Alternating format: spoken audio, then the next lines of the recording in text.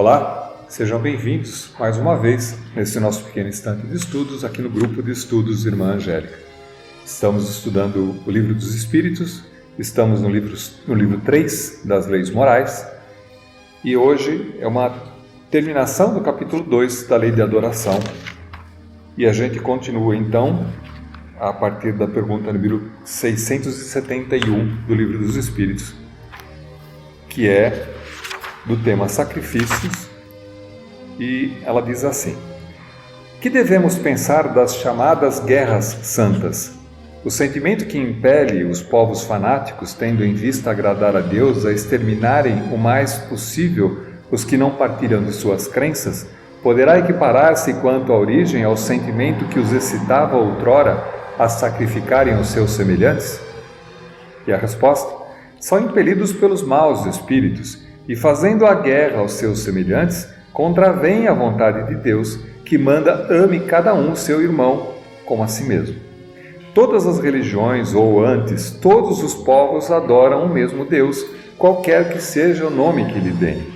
Por que então há de fazer guerra um ao outro, sobre o fundamento de ser a religião deste diferente da sua? Ou por não ter ainda atingido o grau de progresso da religião dos povos cultos? Se são desculpáveis os povos de não crerem na palavra daquele que o Espírito de Deus animava e que Deus enviou, sobretudo os que não ouviram e não lhe testemunharam os atos, como pretenderdes que creiam nesta palavra de paz quando lhes ides levá-la de espada em punho? Eles têm que ser esclarecidos e devemos esforçar-nos por fazê-los conhecer a doutrina do Salvador mediante a persuasão e com brandura, nunca a ferro e fogo. Em vossa maioria, não acreditais nas comunicações que temos com certos mortais. Como quereríeis que estranhos acreditassem na vossa palavra quando desmentis com os atos a doutrina que pregais? E aqui é uma referência clara às guerras santas, né? Fala assim, aos princípios das guerras. E a gente vai encontrar uma das motivações que existem para que as guerras aconteçam é essa questão de tentar convencer o outro da sua ideia, que a sua ideia é mais correta do que a do outro, sobrepondo, muito mais por orgulho do que por qualquer outra razão, a versão do outro. E a gente lembra da Idade Média, onde existia a Guerra Santa, que os povos ocidentais tentavam voltar sobre os orientais para tomar de volta a Jerusalém. Então foi uma guerra clássica e que aconteceu durante muito tempo, mas existiram outras tantas guerras santas que aconteceram, né? E a gente pode lembrar dessas mesmas guerras, não com o nome de guerra, mas mesmo no Brasil, quando os jesuítas avançavam sobre adentro do território nacional e tentavam convencer os indígenas do cristianismo, sem considerar a religião que os povos primitivos tinham. Isso é uma espécie de guerra que estava sendo travada, muitas vezes sem consideração alguma sobre a crença daqueles que estavam aqui, ignorando que, acima de tudo, Deus é Deus único de todos que vivem nesse mundo, né? Não só no nosso planeta Terra, mas em todos os lugares, o universo inteiro.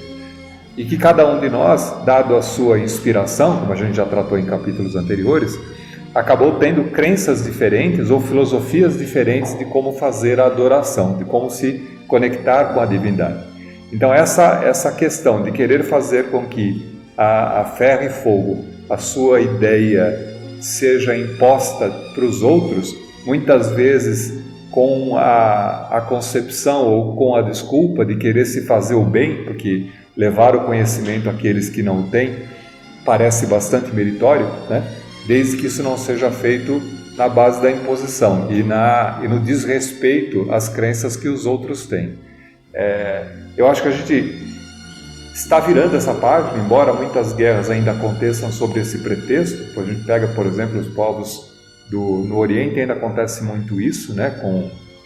E muitas vezes comandados ou inspirados por generais, por militares, por pessoas que têm na sua motivação básica, adquirir poder, avançar sobre as terras dos outros e acabam se arvorando no conceito de que estão fazendo isso em nome de Deus. Como que se Deus colocasse sobre a incumbência de qualquer pessoa, de qualquer nação, se sobrepujar sobre os outros e lhe desse o direito de acabar com aquilo que é justamente a criação divina, né?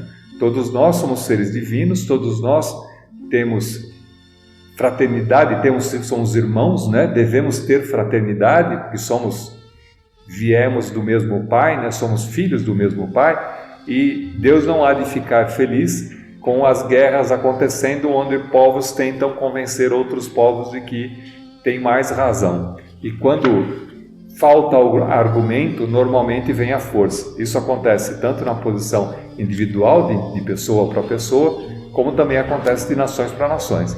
Quando começa a faltar argumento, você não tem como convencer através das palavras, você usa a força bruta para poder fazer valer a sua ideia, a sua colocação. É nesse ponto, então, que a resposta do Evangelho submete muitas vezes que essas inspirações podem ser feitas por maus espíritos, ou seja, espíritos que não estão muito bem intencionados e que muitas vezes usam incautos que se colocam numa posição de poder para inspirar, para insuflar determinados comportamentos bélicos, né, de avançar sobre outros povos, arvorado numa desculpa de que fazem isso em nome de Deus. Quer dizer, não é possível, pela lógica, a gente entender que isso seja feito em nome de Deus, a não ser em nome do próprio, ou em nome de alguns que tentam se justificar e só utilizam a questão da religião, de Deus, como sendo uma desculpa qualquer para justificar suas atitudes.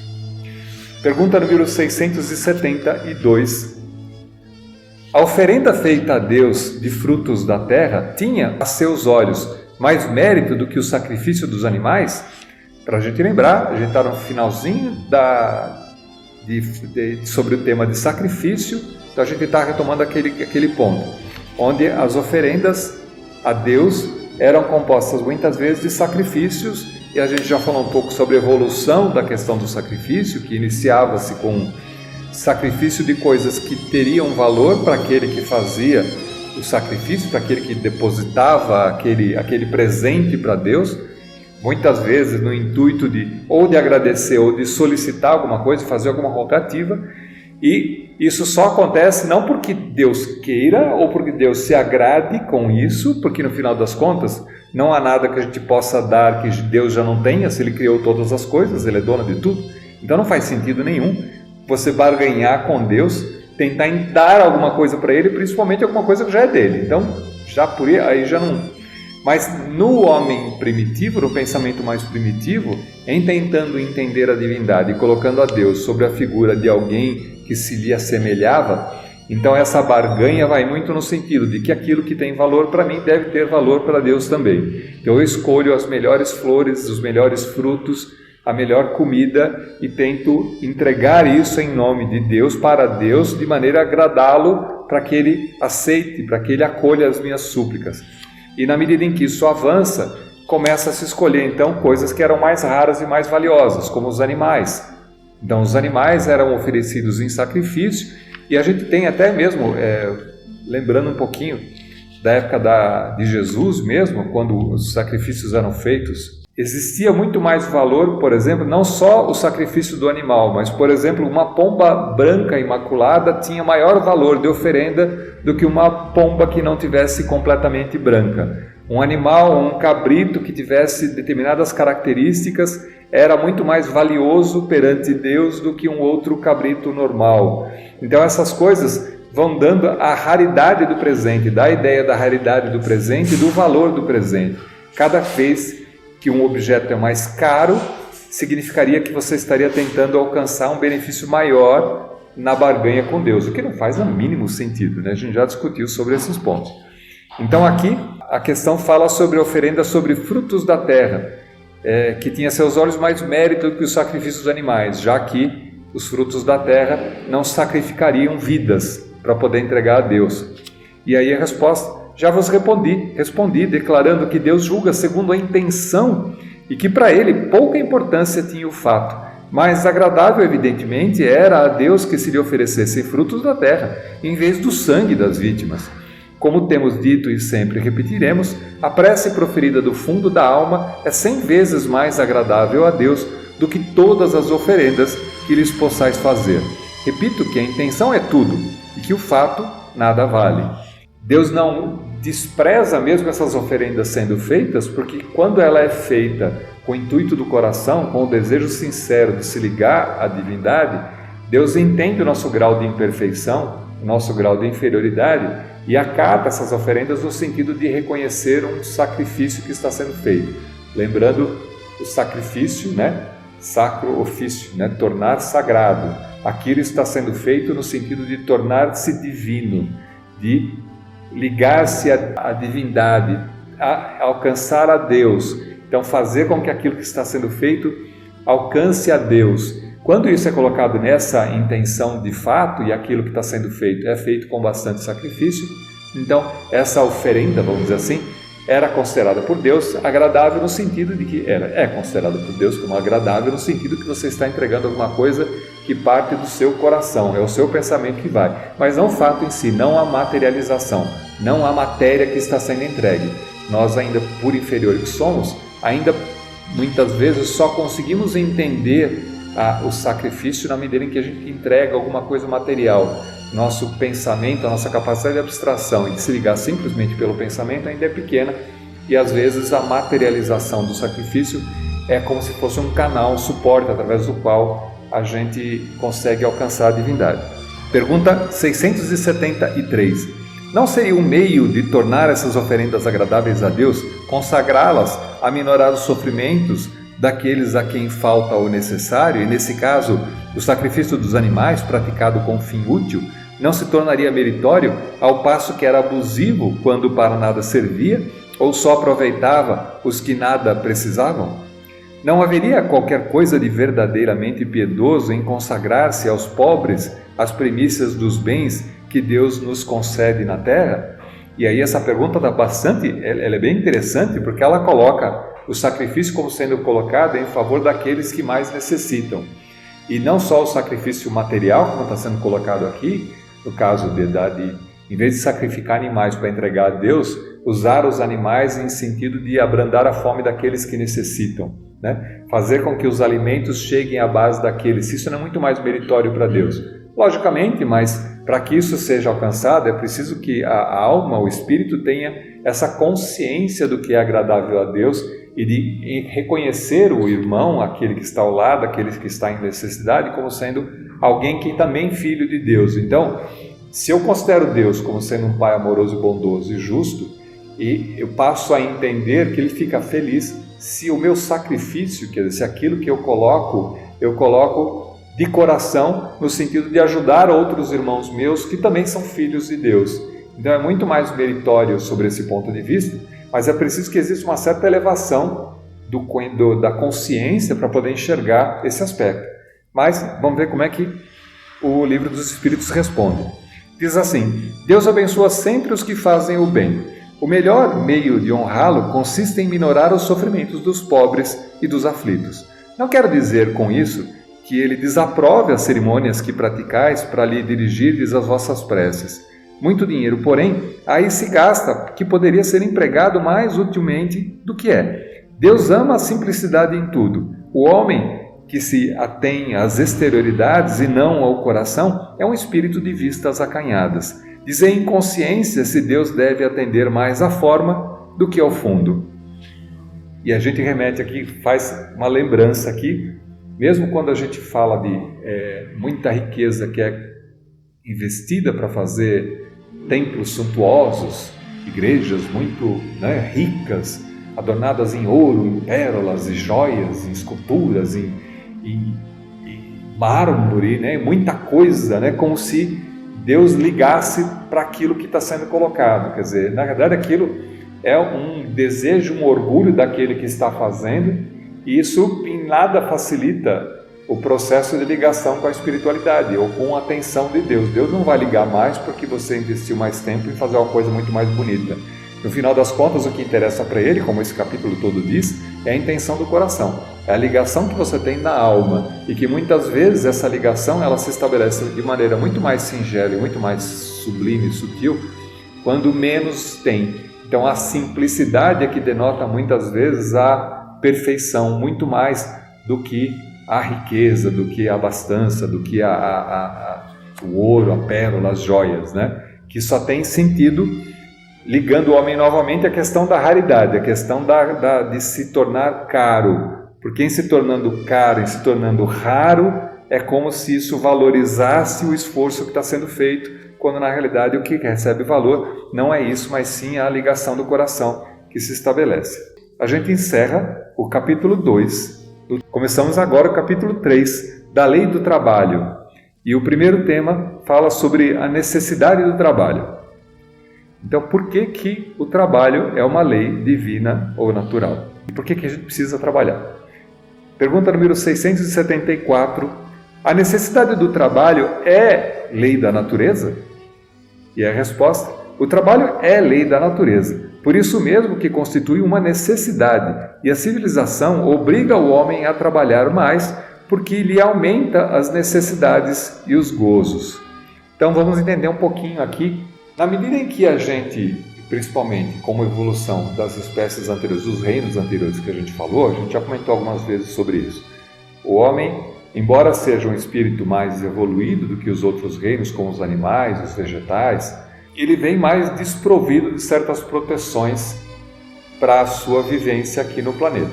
Ele não tem o corpo coberto por longas camadas de pelo que protegeriam do frio. Ele tem uma fragilidade física e natural, não dá para se comparar a capacidade do homem de se defender na natureza do que outros animais que são muito mais capacitados, têm garras, têm uma proporção e uma questão de corpo muito mais bem configurada para poder sobreviver. O homem, por essas ausências, se vê obrigado a trabalhar. E o trabalho aqui precisa ser encarado como qualquer esforço para continuar a sua vivência. Então o homem tem que buscar proteção, ele tem que cavar a rocha para se esconder, ele tem que construir casas, ele tem que fabricar roupas, ele tem que produzir alimentos, ele tem uma porção de atividades das quais ele é obrigado a desenvolver para poder permanecer vivo, para poder sobreviver. E por que isso é uma lei divina natural? Porque é através desse esforço, dessa necessidade, que o homem acaba desenvolvendo a sua inteligência, acaba desenvolvendo o seu senso crítico. Se a gente começa a entrar numa possibilidade, na evolução natural, no reino hominal, como alguém que começa a despontar o livre-arbítrio, e que a sua manifestação de vontade começa a se tornar mais presente, até então a gente falou que tinha intuição, então os animais reagem simplesmente por instinto às condições do ambiente e para isso estão mais bem preparados. O homem, onde lhe falta certas capacidades de proteção, ele é obrigado a se virar para poder matar a fome, para poder não passar frio, para poder se livrar do sofrimento. E essa busca de resolver esses problemas traz para o homem, então, o desenvolvimento da inteligência. Então, a partir dali, ele começa a desenvolver o seu intelecto e, junto com o intelecto, a capacidade de consciência e se tornar mais consciente do meio à sua volta.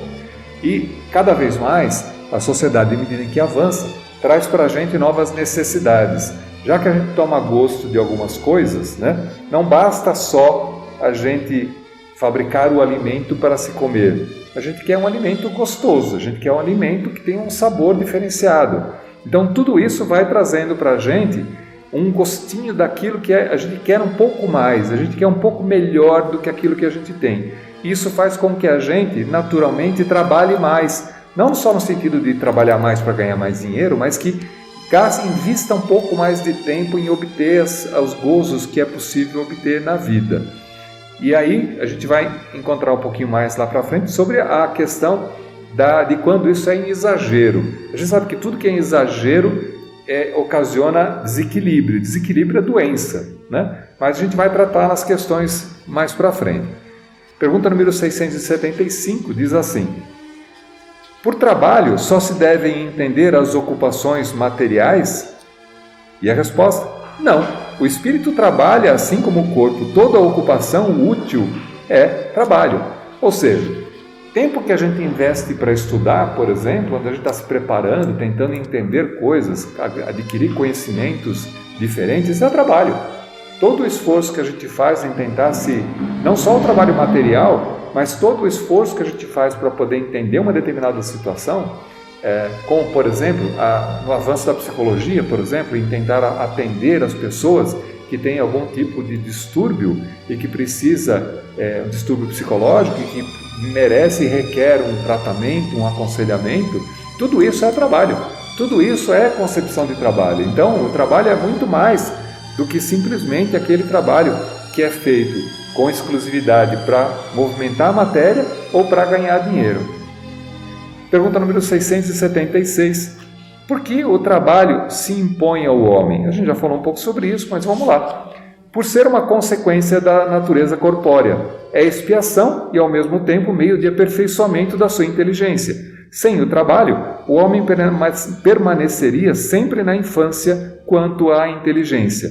Por isso é que seu alimento, sua segurança e seu bem-estar dependem do seu trabalho e da sua atividade. Em compensação, ao extremamente fraco de corpo, outorgou Deus a inteligência, mas é sempre um trabalho. De novo aqui a questão, tanto é trabalho a movimentação física, produzir, melhorar, desenvolver a inteligência, como é trabalho também o desenvolvimento mental. Pergunta número 677. Por que prover a natureza por si mesma a todas as necessidades dos animais? Eu também já falou sobre isso, mas tudo na natureza trabalha. Como tu, trabalham os animais, mas o trabalho deles, de acordo com a inteligência de que dispõem, se limita a cuidarem da própria conservação. Daí vem que do trabalho não lhes resulta progresso, ao passo que o do homem visa duplo fim: a conservação do corpo e o desenvolvimento da faculdade de pensar, e que também é uma necessidade e que o eleva a si mesmo. Quando digo que o trabalho dos animais se cifra no cuidarem da própria conservação, refiro-me ao objetivo com que trabalham. Entretanto, provém as suas necessidades materiais, eles se constituem inconscientemente executores dos desígnios do Criador, e assim, o trabalho que executam também concorre para a realização do objetivo final da natureza, se bem quase nunca lhe descobrais o resultado imediato. Ou seja, sem ter a consciência do que fazem, os animais agem e reagem por instinto, são levados por um princípio natural, o que faz com que eles até movimentem a natureza, né? Quando o equilíbrio da natureza se dá, por exemplo, na convivência entre predadores e aqueles que são alvo dos predadores. Esse equilíbrio entre aquele que caça e aquele que é caçado, dentro de uma escala, vai fazendo com que a natureza se equilibre. Esse mecanismo provê tanto o alimento para aquele que necessita, como também provê um certo equilíbrio, porque se a gente não tiver, a gente sabe o que acontece quando existe um desequilíbrio ecológico, por exemplo, e num lugar onde deixam de existir predadores, o que acontece com aqueles que são alimento dos predadores. Existe um descompasso tremendo e a gente vive, nos dias de hoje, muitos problemas em várias regiões, porque algumas espécies invasoras, chamadas espécies invasoras, são espécies que foram levadas pelo homem de uma região para outra região e que lá, não encontrando predadores, acabam invadindo e tomando conta de tudo e muitas vezes prejudicando o ambiente, desequilíbrio, e prejudicando outras espécies que conviviam nessa região, por exemplo, que não tem a mesma facilidade, onde passa a faltar alimento. Então, na natureza, o processo e o projeto da natureza é de equilíbrio, e a gente, através da influência da nossa inteligência, do nosso comportamento, muitas vezes desequilibramos a nossa natureza. Mas o desequilíbrio, o cuidar do desequilíbrio também nos dá trabalho, que faz com que a gente tente corrigir as ações que nós fizemos no passado. Isso é uma expiação, né? Quando passamos a ter problemas de pragas que acontecem com ratos, com baratas, com qualquer tipo de situação, e a gente tem lugares onde tem pragas e gafanhotos, por exemplo, cobras piton, que acontece nos Estados Unidos, que nem é de lá, mas existe uma infestação muito grande, jacarés que, por não terem predadores, acabam se tornando também e precisam ser caçados para poder controlar, para poder manter um equilíbrio da natureza, porque acabam peixes, né? Tem peixes que são espécies invasoras que tomaram conta e que também destruíram todas as espécies de peixes nativas. Então todo esse desequilíbrio dá trabalho para nós, nos dá trabalho como expiação. A gente fez errado, agora tem que pagar a conta e fazer o controle daquilo que agiu errado. Mas a gente só vai saber o trabalho que dá, a gente só tem, isso ajuda a desenvolver a nossa inteligência também, na medida em que a gente começa a perceber que isso dá trabalho, esse assunto passa a nos chamar a atenção, e é por causa disso que a gente está falando agora. Então, na medida em que isso chama a atenção, nos obriga a pensar sobre o assunto, nos obriga a agir diferente nas próximas vezes, porque recebemos a consequência disso. Então, os animais em si trabalham sem consciência de que estão trabalhando, trabalham por instinto, trabalham por necessidade e cumprem um papel dentro do projeto divino, dentro da lei do equilíbrio da natureza. Pergunta número 678. Nos mundos mais aperfeiçoados, os homens se acham submetidos à mesma necessidade de trabalhar? Lembra aqui, os mundos mais aperfeiçoados que ele comenta são os mundos, como a gente disse na evolução dos mundos. Tem mundos mais primitivos, mundos de prova e expiação, mundos superiores. Ele está comparando o nosso estágio, que é um mundo de prova e expiação, a mundos regeneradores, por exemplo, onde existe uma mesma situação, e se nesses mundos mais avançados existe também a necessidade de trabalho. E aí a resposta: a natureza do trabalho está em relação com a natureza das necessidades. Quanto menos materiais são estas, menos material é o trabalho. Não deduzais daí porque que o homem se conserve inativo e inútil. A ociosidade seria um suplício em vez de ser um benefício. E combina, né? Porque se o trabalho é uma lei divina e natural, ele tem que ser natural para todas as escalas de evolução. Todos os mundos, embora mais inferiores ou superiores, a lei do trabalho deve continuar funcionando, porque a lei não pode funcionar só para alguns, ela tem que funcionar universalmente, ela tem que funcionar para todos. Então, para todos, inclusive os mundos mais superiores, existe a necessidade do trabalho. E muito mais, o que passa a acontecer é que não é muito mais a necessidade do trabalho, mas o desejo do trabalho. Porque é o trabalho sendo colocado no sentido do prazer que ele também nos dá. Porque desenvolve a nossa inteligência, porque aumenta a nossa consciência, porque nos torna melhores do que antes e porque permite que, através do trabalho que nós façamos, nós começamos a ter um prazer maior na medida em que a gente começa a reconhecer que o nosso trabalho, e mesmo aqui, né, nos dias de hoje, quando a gente faz um trabalho que agrada alguém e que entrega algum valor para a pessoa, isso dá um sentimento bom, né? Fala assim, poxa vida, que legal, né? Que aquilo que eu fiz agradou a outra pessoa, a pessoa ficou feliz, ficou contente com o trabalho que eu tive. Deu trabalho para fazer, mas a pessoa está feliz agora. Então, essa consciência nos estimula a continuar trabalhando, nos estimula a continuar evoluindo. E não é diferente nos mundos superiores, né? O que existe, e que a gente já falou algumas vezes, é que quanto menor a escala de evolução, maior é o fluxo entre ação e reação. Então somos obrigados muitas vezes, através de ou prova e expiação, a fazer determinados trabalhos que são consequências das nossas atitudes anteriores. Quanto mais começamos a aprender os princípios da lei divina e natural e começamos a agir em acordo à lei divina e natural, esse trabalho passa a ser menos consequência de atos passados e muito mais desejo de progressão. Então ele passa a ser muito mais felicidade do que infelicidade, menos peso e mais alegria, na medida em que a gente se antecipa e para de gerar problemas futuros e passa a colher, na medida que a gente escolhe as sementes que a gente planta, como diz no Evangelho, a semeadura é livre, mas a colheita é obrigatória. Então, se a colheita é obrigatória, quando passamos a escolher a semente que plantamos, a colheita que fizemos, que faremos, vai ser muito mais agradável, muito melhor, com menos espinhos, com menos sarças. Então, é também nos garantido, através do princípio da justiça divina, que todo esforço colocado no sentido de escolher a melhor semente, agir em acordo à lei divina e natural, trará para cada um de nós também consequências melhores. Pergunta número 679. Achar-se-á isento da lei do trabalho o homem que possua bens suficientes para lhe assegurarem a existência? Ou seja, aquele que é rico, não precisa trabalhar, ele está livre da lei do trabalho? E aí a resposta: Do trabalho material, talvez, não, porém, da obrigação de tornar-se útil, conforme os meios de que disponha, nem de aperfeiçoar a sua inteligência e a dos outros, o que também é trabalho. Aquele a quem Deus facultou a posse de bens suficientes a lhes garantirem a existência, não está, é certo, constrangido a alimentar-se com o suor do seu rosto, mas tanto maior lhe é a obrigação de ser útil aos seus semelhantes, quanto mais ocasiões de praticar o bem que proporciona o adiantamento que foi feito. Ou seja, o produto gerado por conta, às vezes, de trabalho, seja dele ou de gerações anteriores, que possibilitaram uma vida onde existe uma certa riqueza, uma certa facilidade, uma menor necessidade de agir e de trabalhar no sentido do trabalho material, traz, em consequência disso, uma responsabilidade maior ainda sobre os benefícios, sobre os bens que ele adquiriu ou que ele tem, sobre a riqueza que ele tem.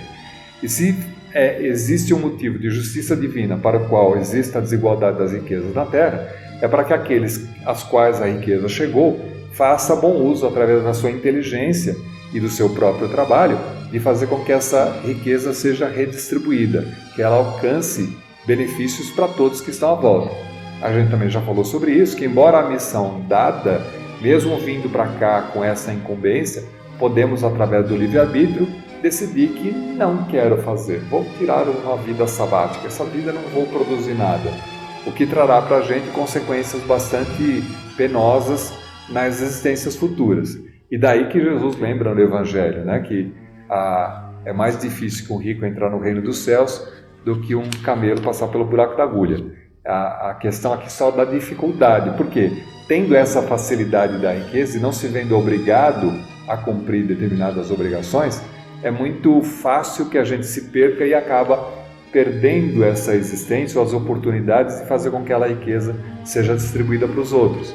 E passamos a só usufruir dessa riqueza, o que trará para a gente consequências futuras terríveis, porque mais tarde, conhecendo a verdade e tendo consciência do mal que fizemos ou do bem que deixamos de fazer, porque também isso é mal, no sentido que a gente já falou, né? Mal é estar em desacordo com a lei divina e natural, ou seja, se a gente não agiu de acordo com o deveria agir, a consequência disso, que é o mal, trará para a gente a recapitulação, a expiação daquelas provas anteriores. Não podemos ter consequências futuras por não termos executado aquela missão que deveríamos ter executado quando éramos providos de riqueza, mas que é o livre-arbítrio, e a cada um segundo as consequências das suas atitudes. E mesmo o mal, a gente sabe, é ferramenta através do qual Deus se utiliza para provocar nas pessoas o desenvolvimento, para fazer com que as pessoas percebam e se mexam, reajam e ajam de maneira diferente. O escândalo como diz o próprio Evangelho, né? O escândalo é obrigatório, mas ai daquele pelo qual ele aconteça. Então a gente ainda precisa do mal, a gente precisa ainda de desigualdade, precisa de sofrimento, porque muitas vezes é através do sofrimento que nós somos impulsionados a se mexer, a evoluir, a fazer alguma coisa diferente. Embora aquele que o pratique ainda assim arca com as consequências das suas atitudes. Pergunta número 680. Não há homens que se encontram impossibilitados de trabalhar no que quer que seja e cuja existência, portanto, é inútil? E a resposta: Deus é justo e, pois, só condena aquele que voluntariamente tornou-se inútil na sua existência, porquanto esse vive expensas do trabalho dos outros. Ele quer que cada um seja útil de acordo com as suas faculdades. E aqui a questão daqueles que estão impossibilitados momentaneamente, porque nessa existência, por exemplo, são impedidos de trabalhar por questões de limitação física, por questões de limitação intelectual, por qualquer limitação que seja imposta numa única existência. E a gente não pode esquecer aqui que esse, logicamente, não tem como trabalhar, porque não é possível trabalhar, não é possível exercer uma atividade.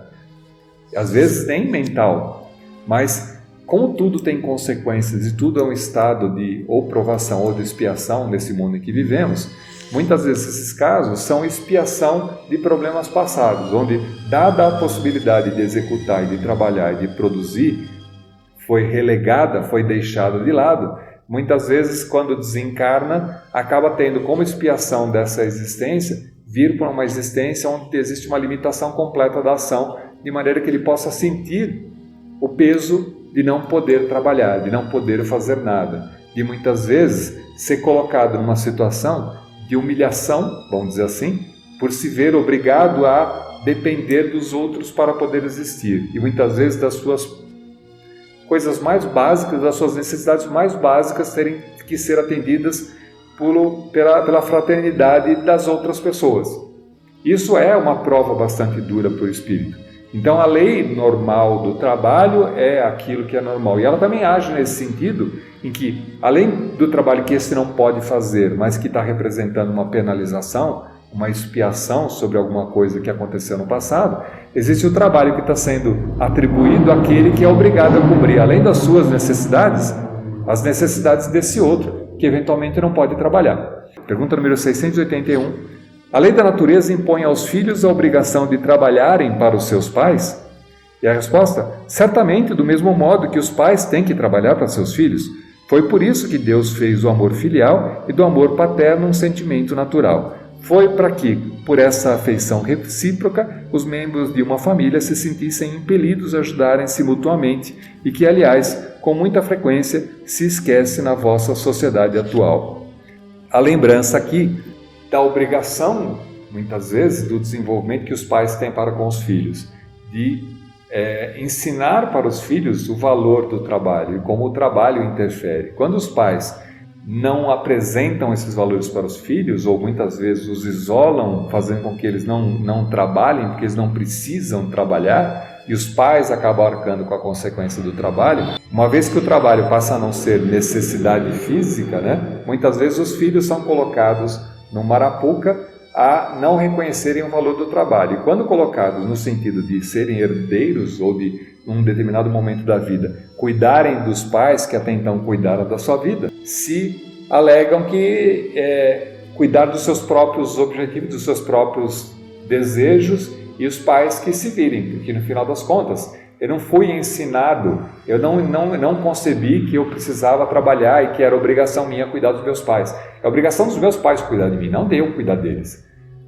Então essa falta de conhecimento de fraternidade, de amor filial, que é retratado muitas vezes no próprio Evangelho, é tratado num capítulo especial, quando ele fala sobre os pais, que os filhos deveriam para com os pais um cuidado especial, honrar pai e mãe, cuidar da necessidade daqueles que foram os nossos pais, nas suas e não só nas suas necessidades básicas, mas também naquilo que é possível de proporcionar de conforto a eles, muito mais do que possivelmente eles possam ter dado para nós, porque essa é uma obrigação e esse é um desejo por conta da própria lei, voltando para a lei divina natural, para a lei do amor. Quando a gente emprega o amor com aqueles que nos cuidaram como retribuição daquilo que fizeram conosco, e mesmo que não tenham feito, porque existem casos onde não existe o amor filial sendo colocado dessa maneira, mas mesmo assim ainda é obrigação daqueles que são filhos de cuidarem dos seus pais, para que os seus pais possam ter uma velhice onde já o trabalho não é mais possível, às vezes nem mental e nem físico, mas que dependem ainda de cuidado, porque precisam se alimentar, precisam se manter. E aí essa responsabilidade é passada para os filhos no sentido de cuidarem dos pais em retribuição ao esforço, muitas vezes de uma vida inteira, no desenvolvimento dos filhos.